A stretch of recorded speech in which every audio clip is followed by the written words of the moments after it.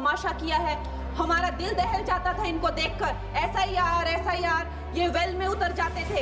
यहाँ पर इन लोगों ने डराना, धमकाना, धक्का मुक्की, ऐसा कोई इन्होंने किसी तरह की कोई बदतमीजी नहीं है जो एक भी दिन इन्होंने संसद भवन चलने नहीं दिया।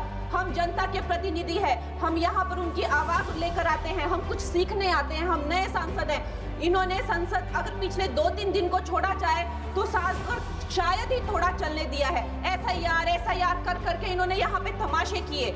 लेकिन अब जब इनको बोलने की बारी आई एसआईआर पे, तो अध्यक्ष महोदय जी, हम देख रहे हैं कि कल leader of opposition Rahul Gandhi ji ने, मुझे लगा क्या खुलासा होगा, हम भी बड़े उत्सुक थे। सारी साल हमने एक ही शब्द सुना है, अब ये क्या ग्रैंड रेवलेशन होगी। लेकिन राहुल गांधी जी जो लीडर ऑफ ऑपोजिशन है, उन्होंने कल जब कहा खादी है, खादी में धागे हैं, धागे में लोग हैं, लोगों के अंदर, उनको जब कहा गया कि आप पॉइंट की बात कीजिए, तो उन्होंने कहा कि मैं अपना फ्रेम कर रहा हूं, मैं अपना आर्गुमेंट फ्रेम कर रहा हूं। और इतनी देर बाद जब वो फ्रेम करके पहुंचे तो ले देकर वो वापस उसी अंतर्राष्ट्रीय मूल की महिला।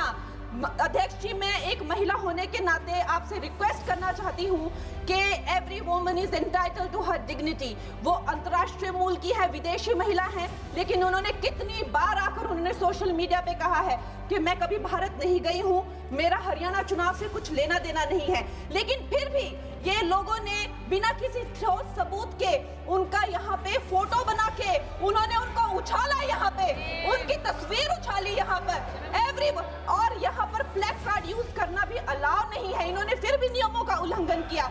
मैं चाहती हूँ सबसे पहले तो मैं इस सदन की तरफ से उन महिला से बहुत ही माफी मांगती हूँ कि इस सदन में बिना कि उनकी आजकल जो पर्सनैलिटी राइट्स का भी एक बहुत बड़ा क्राइम होता है, उसके उपरांत उनका फोटो यहाँ यूज किया गया। मुझे बहुत खेद है। भारतीय संसद भवन की तरफ से हम उनसे माफी मांगते हैं। और ये देखिए, महिलाओं का हमेशा ये अपमान करते हैं, लेकिन हमारे प्रधानमंत्री चाहे बेटी बचाओ बेटी पढ़ाओ हो, महिलाओं को शौचालय देने से लेकर, महिलाओं को गैस देने से लेकर, महिलाओं को जो है वो छात्रवृत्ति न जाने कितनी ऐसी योजनाएं हैं। कांग्रेस वालों, शायद तुम लोग ये समझ नहीं पा रहे हो, ईवीएम्स हैक नहीं करते हैं प्रधानमंत्री लोगों के दिलों को हैक करते हैं।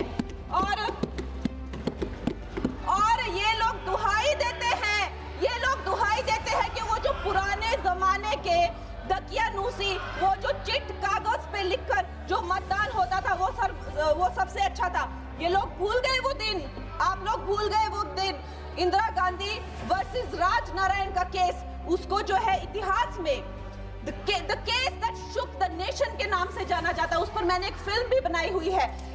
वोट चोरी और वोटों की धांधली के लिए एक प्रधानमंत्री पे एक साधारण से नेता ने केस किया था और उस धांधली में वो पकड़ी गई थी। हर उनका जो आरोप है उसमें सच सिद्ध किया गया था और रातों रात उनको कुर्सी छोड़ने के लिए कहा गया था और रातों रात जो है उनको ये आदेश दिया गया था कि आगे इतने सालों तक आप कभी जो है वो चुनाव लड़ नहीं सकते। ये धांधलियां इन्होंने करी हुई हैं और ये जो है उस टाइम के बैलेट बॉक्सों को उठाकर ले जाते थे ये लोग, और आज कहते हैं कि इनको ईवीएम्स जो है वो हैक हो जाते हैं। अध्यक्ष महोदय जी, मैं इनको याद दिलाना चाहती हूँ, प्रियंका गांधी जी कहती हैं कि छोड़ो पुरानी बातें, हम पुरानी बातें नहीं करेंगे, हम पुराने लोगों के बारे में नहीं बोलेंगे। तो मैं ये जानना चाहती हूँ कि आपकी जो माता जी हैं वो तो आपकी अध्यक्ष है और इस वक्त की वो अध्यक्ष है। उनकी जो है, आप देखिए, जब उनकी नागरिकता नहीं थी, जब उनके पास 1983 में नागरिकता आई, उसके कितने साल पहले से वो वोट देती आ रही हैं।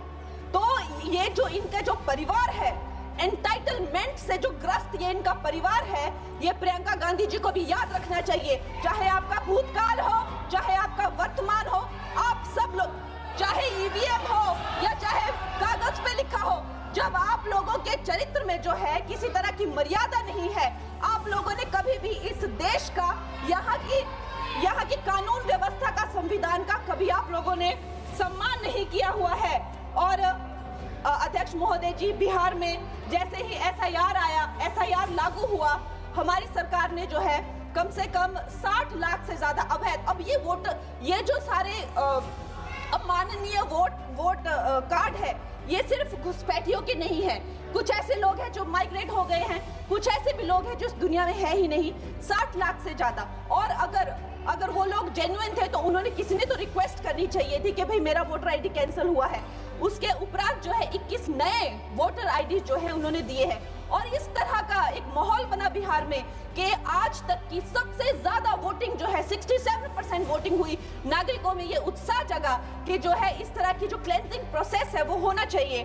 मैं एक देशभक्त होने के नाते अध्यक्ष महोदय जी, मैं ये प्रपोज करना चाहती हूँ कि हमारे देश में जो है हमेशा महीने 2 महीने बाद हमारे जो शीर्ष नेतृत्व हो गए, सारे अधिकारी हो गए, हमारे जितने भी रिसोर्सेज हैं, हम लोग उनको हर महीने 2 महीने में इलेक्शंस में जो है पुश कर देते हैं। इससे हमारे देश का बहुत ही भारी नुकसान होता है।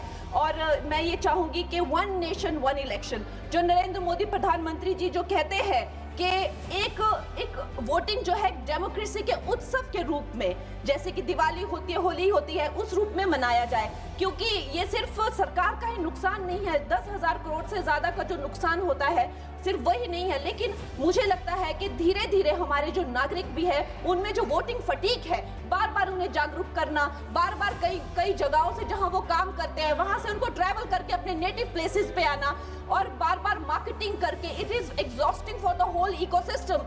तो मैं ये प्रपोज करना चाहती हूँ कि 1 नेशन 1 इलेक्शन को लाया जाए और ये जो भी हमें जिस तरह की जो असुविधा होती है हर महीने 2 महीने में इलेक्शंस की, उससे जो है हम बच सकते हैं। जय हिंद। धन्यवाद जी।